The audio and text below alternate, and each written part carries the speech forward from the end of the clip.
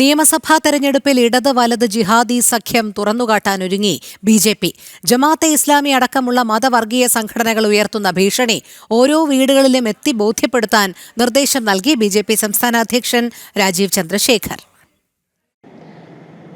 മതേതരത്വം, ദേശീയത, ജനാധിപത്യം ഇവ മൂന്നും അംഗീകരിക്കില്ലെന്ന് പറഞ്ഞ ജമാഅത്തെ ഇസ്ലാമി, അമ്പലനടയിൽ കെട്ടിത്തൂക്കി പച്ചക്കിട്ട് കത്തിക്കുമെന്ന് പറഞ്ഞ SDP, ഇവർക്കൊപ്പം നിൽക്കുന്ന ഇടത് വലത് മുന്നണികൾ ഈ നിയമസഭാ തെരഞ്ഞെടുപ്പിൽ ഇത് തുറന്നു കാണിക്കാനുള്ള ശ്രമമായിരിക്കും ബി.ജെ.പിയുടെ ഭാഗത്തു നിന്ന് ഉണ്ടാവുക.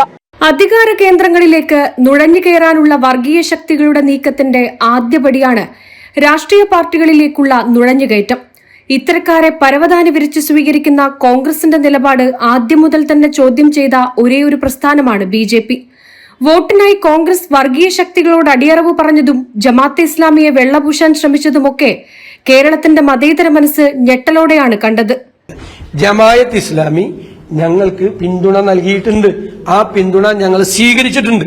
നിരോധിത മതഭീകരവാദ സംഘടന പോപ്പുലർ ഫ്രണ്ടുമായി മന്ത്രിസഭയിലെ മുൻ മന്ത്രിയും LDF നേതാവുമായ അഹമ്മദ് ദേവർകോവിലിന് ബന്ധമുണ്ടെന്ന് കാണിച്ച് തെളിവുകൾ സഹിതം ഇഡിക്ക് പരാതി നൽകിയത് ഏതെങ്കിലും ബി.ജെ.പി. നേതാവായിരുന്നില്ല.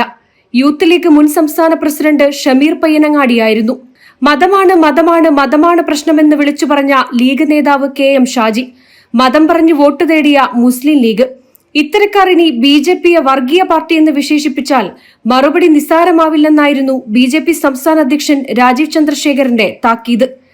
ഞങ്ങളെക്കുറിച്ച് ഓരോന്ന് പറഞ്ഞ് മറുവശത്ത് ജമാഅത്തെ ഇസ്ലാമിയും SDP-ന്റെ ഒപ്പം രാഷ്ട്രീയം ചെയ്യുന്ന പാർട്ടി CPM-ഉം കോൺഗ്രസ് ആരെയാണ് വിഡ്ഢിയാക്കുന്നത്? ജനങ്ങളെ വിഡ്ഢിയാക്കി മാൻഡേറ്റ് കിട്ടാൻ ശ്രമിക്കുകയാണോ? അതിനി ജനങ്ങൾ സമ്മതിക്കില്ല, BJP NDA സമ്മതിക്കില്ല എന്ന് ഞാൻ ഇന്ന് ഉറപ്പ് തരുന്നു. നിയമസഭാ തെരഞ്ഞെടുപ്പിന് മുന്നോടിയായി ഇത്തരം വർഗീയ സംഘടനകളുടെ യഥാർത്ഥ മുഖം തുറന്നു കാണിക്കാനായിരിക്കും ബി.ജെ.പിയുടെ ശ്രമം. അതിന്റെ ആദ്യപടിയാണ് വിവിധയിടങ്ങളിൽ ജനജാഗ്രതാ സദസ്സ് സംഘടിപ്പിച്ചത്. SDP-യും ജമാഅത്ത് ഇസ്ലാമിയും വെൽഫെയർ പാർട്ടിയും കൊടികുത്തി വാഴുന്ന മലബാറിന്റെ മണ്ണിൽ തന്നെയായിരുന്നു അതിന് തുടക്കം കുറിച്ചത്. ഇത്തവണത്തെ നിയമസഭാ തെരഞ്ഞെടുപ്പ് നിസ്സാരമല്ല, അത് കേരളത്തിന്റെ ഭാവി തീരുമാനിക്കുന്നതാകും. മതവർഗീയ ശക്തികൾക്ക് വളരാനുള്ള ഇടമൊരുക്കുന്ന ഇടത് വലത് മുന്നണികൾക്ക് വോട്ട് ചെയ്യുമ്പോൾ ജനം ജാഗ്രത പുലർത്തണം. അതുതന്നെയായിരിക്കും ബി.ജെ.പിയുടെ നിയമസഭാ തെരഞ്ഞെടുപ്പ് പ്രചാരണവും. ജനം, കോഴിക്കോട്.